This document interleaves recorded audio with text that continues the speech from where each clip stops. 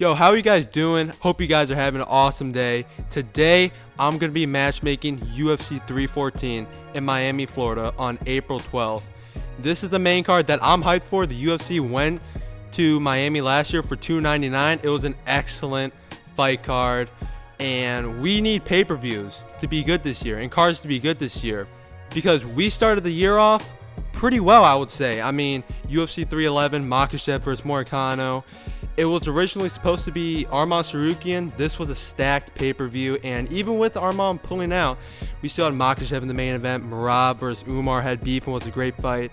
Hill and Yuri, Almeida was on the card. Holland, RDR, Talbot. That was a stacked pay-per-view card. Adesanya versus Mavov. Middleweight legend versus rising contender. Page versus Shara Bullet. We also had guys like Shamil, and Alaskarov was on the card before he pulled out. And also Sergey Pavlovich, Rosenstrike, two top 10 heavyweight contenders were on that card. Dern versus Ribos was also a pretty solid card. There were guys like Ponzinibbia, Kopylov, and what's his name? Chris Curtis were on the card. Dern versus Ribos, that was a solid main event. Honestly, that's a pretty high-ranked main event. So the cards, they started off like pretty good this year, I would say. The UFC were on the right track. Everybody was like, oh my goodness, is the UFC back? But now lately, I don't know, man. Bad and mid cards are happening now. UFC 312 was an absolute abomination from a rankings and name value standpoint. Yes, you had the middleweight championship with stakes in it, but that wasn't a very good fight. Zhang Wei Li versus Tatiana Suarez, that wasn't a very competitive fight. And dude, you had Justin Tafa on the featured fight against the UFC heavyweight making his debut in the Big 2025 on a pay-per-view card. This card, I mean, it was pretty solid, I would say. It was above my expectations. Prelims were pretty solid, but the main card was a bit of a drag, to be honest with you. And Cannonier versus Rodriguez, outside of the main event, I don't care about any of these fights on the card. You're lying to yourself if you're saying, oh my goodness, I'm hyped for Jared Gordon and Calvin Kattar on this card. No, you're not, dude. We just care for the main event. And 313, I think it's a pretty solid card, but when you look at it, it's very top-heavy. The prelims, they don't seem good right now. Pereira versus Ankalaev is great. Gaethje versus Hooker is great.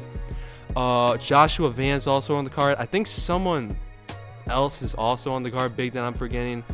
But all I'm saying is that it's a very top-heavy card. If one fight falls off, it could really break the whole thing. So I think it's kind of a mid pay-per-view, especially since the prelims aren't that good right now. And I think the UFC, they need to deliver on this 314 card in Miami, Florida. I'm going to be matchmaking the card here. I'm going to be building a super card. This is going to be stacked. No WMMA fights, just straight up bangers this whole time. And dude, you guys got to just be ready, be prepared for when Ilia Topuria versus Volkanovski gets matched up, because Dana White, he's gonna be in the war room. What's up, fight fans? We got Ilia Topuria versus Alexander Volkanovski 2, and I just like, Volk deserves this matchup. Okay, Volk deserves it. People just don't want to see it because we probably know what the outcome's gonna be. It's probably gonna be Topuria getting another KO. And for people saying like Ilia versus Islam's happening, you guys are dumb. Okay, you guys just make no sense at all. Why would Islam ever take Ilia Topuria, pretty much his hardest matchup during Ramadan, just 3 pay-per-views after 311? Y'all are delusional and ridiculous, but I think this would actually be a pretty solid matchup. You know, Topuria, he's gonna connect with the Spanish-speaking community of Miami, Florida. In Spain, they speak Spanish, big Spanish and Hispanic heritage and culture in Miami. And everybody loves Volk. This would be a sick main event, and I think Volk would do well. If you look at Ilia Topuria in his face, you guys know how like every single fight, the champions, they take a picture with the belt. Ilia's face looked absolutely destroyed. Volk was doing really good. You know, he was piecing up with that jab, mate. He was piecing up with the jab. I think this is good. I think Volk prepared, taking this fight seriously, not coming off of a head kick KO just like 4 months before the fight. He's going to do good in this matchup. I think it's a solid matchup, and I think Volk could actually win this. Now, am I picking Volk? Absolutely not, but I'm just saying, okay, I'm just saying, like, it could be a pretty solid and entertaining fight, and I think it could be competitive, and I would absolutely love to see this. And this is a fight for the co-main that I have been begging for in 2024. Can this fight please happen? Can Sean O'Malley versus Petr 2 please happen in 2024? This fight needs to be 5 rounds. Number 1 bantamweight contender matchup. I just please don't give Sean O'Malley a title shot. Please do not give him the Israel Adesanya ass title shot where he got dominated in the title matchup and he doesn't even need a fight to build back up and to get another title shot. Do not give it to Sean O'Malley. Petr deserves the number 1 contenders matchup. Nobody else deserves it. Okay, Umar doesn't deserve it. What's his name? Corey Sandhagen, he doesn't deserve it. This was a fight that was fight of the night at 280. I think it was 280. Yeah, it was 280. This was fight of the night. A lot of people say robbery. It was a very close matchup. Really could have gone either way. This is an absolute banger. I think Jan would win this because of his well-roundedness. He looked really good against Davison Figueiredo and Song Yadong. Whereas O'Malley, he kind of he looked very stagnant and iffy against Merab. There's no shame in looking not good against Merab because we can talk about Petr versus Merab. But I'm just saying this would be a really good matchup. This is pretty much my most wanted fight in the UFC this year outside of Tom Aspinall and John Jones. So this has to be 5 rounds. Co-main event. I do not care about Kai Kara France versus Alexander Pantoja. I'm just saying this. People are we're going to have Islam versus Topuria as the main event. And then flyweight matchup for the co-main event. And it's dude, stop. We want to see this matchup. I want to see this matchup. Please make this happen, UFC. I am begging you, Dana White. And the featured fight, dude. Michael Chandler. If you lose to Paddy the Baddy, you are cooked, my guy. I think Chandler wins this. I think he absolutely dominates Paddy. But this is a big name value. Okay, this is a big name value fight. Chandler, he should not be fighting Arman Tsarukyan. My sources, okay, aka Championship Rounds, and all these Twitter accounts are saying Arman versus Michael Chandler is scheduled and targeted for UFC 314. Please stop. Please get out of that. Nobody believes you guys.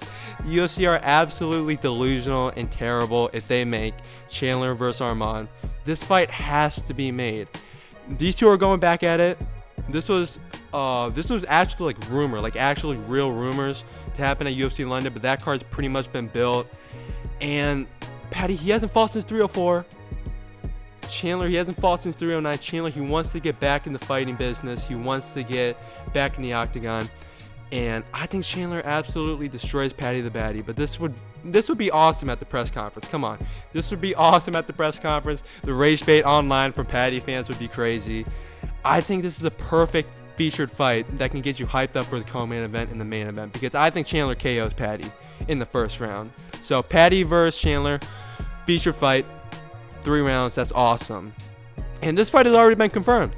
Gilbert Burns versus Michael Morales has been confirmed for 314. This was confirmed basically a month ago. This was really confirmed early on, but I think this is a pretty solid matchup. Burns, he fought at 299 last year.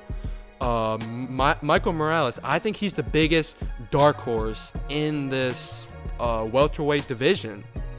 Honestly, people they're talking about Peratas, JDM, Ian Gary, Shavkat, but Morales, he's 17-0.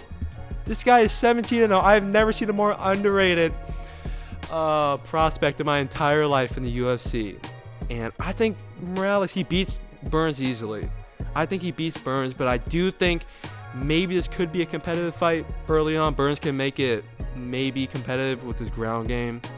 And Gilbert Burns, he's experienced. He can fight, he can obviously fight. I think he can hang with him, but I think Morales would beat him. And this is a good matchup. Okay, this is a good matchup to introduce the new generation with the old generation of the welterweight division. And this is a solid fight. It could possibly be Burns' retirement fight. I hope it isn't. I hope he continues to fight. But, man, he's looked rough in some of his last few fights. And that fight against Sean Brady was just painful to watch, man, as a Gilbert Burns supporter. So, second fight, Morales versus Burns. I think Morales wins, but this fight should be on the main card. And opening the main card of UFC 314, give it to me. Inject this fight into my veins. Benoit Scandenis versus Joel Alvarez. Opening of a pay-per-view. Oh my goodness. Yo, I'm getting goosebumps thinking about this fight. This Muppet looking aura merchant. Benoit Saint Denis versus my glorious king, Joel Alvarez. This fight's a banger. These fights, all they do is finish people or they get finished. Both of these guys are so talented and so good. I don't know who I would pick for this fight. Maybe Joel Alvarez, because Benoit, he's just been taking crazy amounts of damage in his past few fights. But dude, this is a close matchup, and this says fight of the night written all over. Honestly, all 5 of these main card fights have fight of the night potential in them, and this was no different. I think this is probably the best matchup on paper. Both of these guys are great on the ground, great strikers. Benoit, I think Benoit could win this. I think honestly he would have great betting value. I think Alvarez would enter this probably like minus 300 favorite. But Saint Denis, people forget. Hey, people forget, man. Benoit, he was beating Poirier before he got caught. I know he got 10-7 by Marcano, but come on. He won the second round too. Okay, Benoit won the second round after he got 10-7. He showed heart. He showed resilience. This is a 50-50 matchup in my opinion. Alvarez, he's coming off of a crazy good KO in performance at UFC Tampa, which was the final card of last year.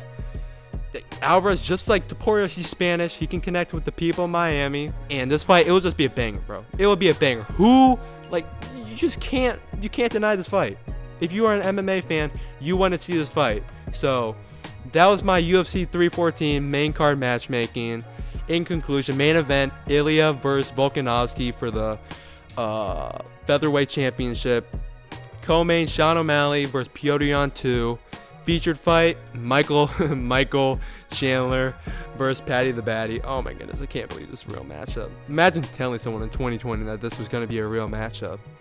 And second fight, Gilbert Burns versus Michael Morales. An opening fight, an absolute screamer in Benoit Saint Denis versus Joel Alvarez. I hope you guys enjoyed this video. Make sure to like and subscribe if you did enjoy it.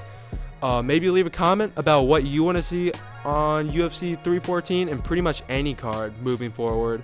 Hope this can get the UFC back on the right track, because the cards, they have been kind of mid and future cards are kind of iffy. Outside of UFC London, that's a banger of a card.